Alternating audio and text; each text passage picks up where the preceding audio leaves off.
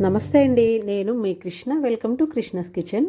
ఈరోజు కృష్ణస్ కిచెన్లో వచ్చేసి ఒక మంచి టేస్టీ పచ్చడి తయారు చేసుకుందామండి. ఆంధ్ర గోంగూర నిల్వ పచ్చడి, ఆంధ్ర స్టైల్ గోంగూర నిల్వ పచ్చడి చాలా బాగుంటుంది. వేడి వేడి అన్నంలో నెయ్యి వేసుకొని పచ్చడి వేసుకొని తిన్నామంటే ఇంకా కూరలు కూడా పక్కన పెట్టేస్తారండి, అంత బాగుంటుంది.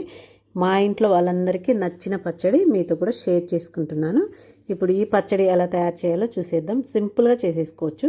ఇక్కడ దీనికోసం నేను 20 రూపీస్ కట్టలు ఒక 2 కట్టలు తీసుకున్నానండి, పెద్దవి.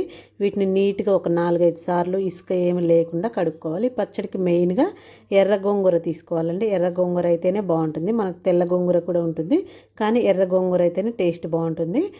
గోంగూరలో మంచి ఇసుకంతా పోవాలి అంటే ఒక 10 నిమిషాల పాటు ఎక్కువ వాటర్లో గోంగూర అలా ఉంచేస్తే గోంగూర మనకు ఆ ఇసుకంతా కిందకి వెళ్ళిపోతుందండి. అప్పుడు తేవేసుకుంటే నీట్గా ఉంటుంది. ఇలా 4-5 సార్లు కడుక్కొని దీన్ని నీట్గా తడి అనేది ఏమి లేకుండా ఆరబెట్టుకోవాలి.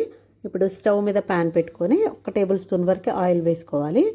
ఆయిల్ కొంచెం వేడెక్కిన తర్వాత 1 టేబుల్ స్పూన్ శనగపప్పు, 1 టేబుల్ స్పూన్ మినప్పప్పు వేసుకొని ఇవి చిన్న మంట మీద ఒక 2 నిమిషాల పాటు ఫ్రై చేసుకోవాలి. ఇలా ఫ్రై అయిన తర్వాత ఒక 1/2 టేబుల్ స్పూన్ వరకు మెంతులు వేసుకోండి. 1/2 టేబుల్ స్పూన్ కూడా కాదండి, ఒక 1/2 టేబుల్ స్పూన్ వరకు వేసుకోండి. అందులోనే 1 టేబుల్ స్పూన్ వరకు ధనియాలు, ఒక 1/2 టేబుల్ స్పూన్ జీలకర్ర వేసుకొని ఇవన్నీ మంట సిమ్లో పెట్టుకొని మంచి కలర్ వచ్చేంత వరకు ఫ్రై చేసుకోవాలండి. చూడండి, ఇలా కలర్ రావాలి, అప్పుడే పప్పు బాగుంటుంది, టేస్ట్ బాగుంటుంది అనమాట. ఇలా కలర్ వచ్చిన తర్వాత వీటిని తీసి పక్కన పెట్టేసుకోండి.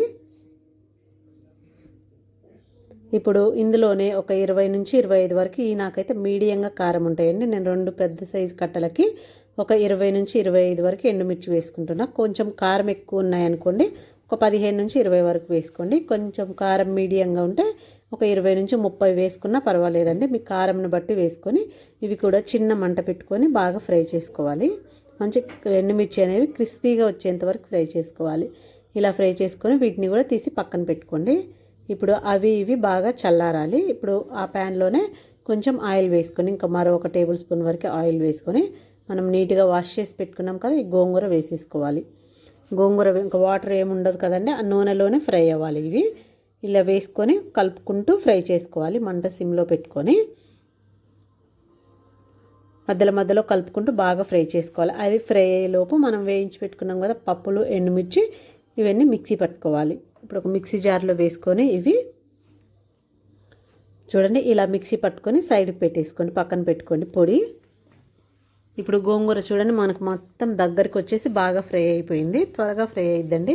మీకు తెల్ల గోంగూర అయితే తొందరగా ఫ్రై అవ్వదు, ఆకులు అలాగే ఉంటుంది. ఎర్ర గోంగూర కాబట్టి ఇది త్వరగా ఫ్రై అయిపోద్ది. మనకు ఫ్రై అయ్యే కొద్దీ మనం వేసిన ఆయిల్ కొంచెం బయటికి కనిపిస్తూ ఉంటుంది అనమాట. ఇలా మొత్తం బాగా దగ్గరికి వచ్చేంత వరకు మొత్తం గోంగూర అంతా ఫ్రై అయిపోయేంత వరకు ఫ్రై చేసుకోవాలి. మంట చిన్నగా పెట్టుకొని ఇప్పుడు దీన్ని కూడా పక్కన పెట్టుకొని చల్లార్చుకోవాలి. చల్లార్చుకున్న తర్వాత మనం పొడి చేసుకున్నాం కదా, ఆ కారంలో ఈ గోంగూర వేసుకొని అందులో ఒక వెల్లుల్లి పొట్టు తీయకుండా ఇలా వేసుకొని తగినంత ఉప్పు వేసుకొని ఇప్పుడు దీన్ని బాగా మిక్సీ పట్టుకోవాలి. మరి మెత్తగా కాకుండా కొంచెం కచ్చాపచ్చగా జస్ట్ పర్ల్స్ మిక్సీ అలా తిప్పి ఇలా బంద్ చేస్తే మనకు కరెక్ట్గా రోట్లో వేసి దంచితే ఎలా వస్తుందో అలాగ వస్తుందండి. పల్స్ మోడ్లో పెట్టుకొని తిప్పుకోవాలి. ఇప్పుడు దీన్ని పక్కన పెట్టుకొని ఇప్పుడు పోపు కోసం నేను చూపించే ఈ గరిటెతోటి 3 లేదా 4 గరిటెల ఆయిల్ వేసుకోవాలండి. కొంచెం ఎక్కువ ఉంటేనే బాగుంటుంది. అది బాగా నూనె వేడెక్కిన తర్వాత 1 టేబుల్ స్పూన్ పోపు గింజలు, ఇందులోనే ఒక 5-6 ఎండుమిర్చి, ఒక వెల్లుల్లి పొట్టు తీసుకొని వేసుకోవాలి. ఇందులోనే ఒక గుప్పెడు నిండా కరివేపాకు వేసుకొని ఇదంతా బాగా ఫ్రై చేసుకున్న తర్వాత మనం మిక్సీ వేసి పెట్టుకున్నాం కదా గోంగూర పచ్చడి ఇందులో వేసేసుకోవాలండి. ఇందులో వేసుకొని బాగా కలుపుకోవాలి. ఇప్పుడు ఇంకా స్టవ్ బంద్ చేసేసుకోవచ్చండి. పచ్చడి వేసుకున్న తర్వాత స్టవ్ బంద్ చేసేసి పచ్చడి వేసుకొని బాగా మిక్స్ చేసుకోవాలి. ఆయిల్ అంతా గోంగూర పచ్చడిలో కలిసిపోయేలాగా మిక్స్ చేసుకోవాలి. ఇంకా ఆయిల్ మాత్రమే సరిపోయిద్దండి, మరీ ఎక్కువ ఆయిల్ వేసినా కానీ మనం కలుపుకునేటప్పుడు బాగోదన్నమాట. గోంగూరలో ఇంకిపోయి కలుపుకునేటప్పుడు అంతా అన్నంలో ఆయిల్ ఎక్కువగా ఉంటుంది. సో ఇలా అయితే సరిపోయిద్ది. ఇలా వేసుకొని ఒకసారి బాగా మిక్స్ చేసేసుకోండి.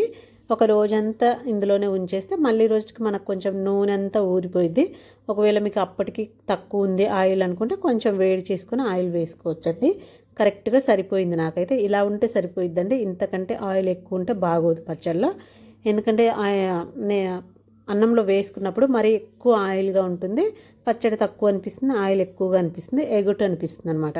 సో ఇలా ఉంటేనే కరెక్ట్గా సరిపోయిద్ది అనమాట.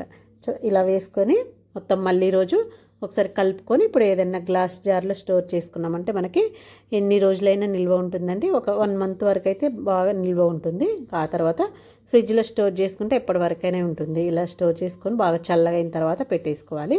ఇప్పుడు వేడి వేడి అన్నం పెట్టుకొని మనకు నెయ్యి వేసుకొని తిన్నామంటే చాలా బాగుంటుంది. ఇంట్లో ఏమన్నా కూరలు లేనప్పుడు ఇలా ఈ పచ్చడి వేసుకొని తిన్నా కూడా చాలా చాలా బాగుంటుందండి. ఆంధ్ర స్టైల్ గోంగూర పచ్చడి టేస్ట్ అయితే అదిరిపోయింది. ఒకసారి ట్రై చేసి ఎలా వచ్చిందో కామెంట్ బాక్స్లో కామెంట్ చేయండి. అలాగే నచ్చితే లైక్ చేయండి, షేర్ చేయండి.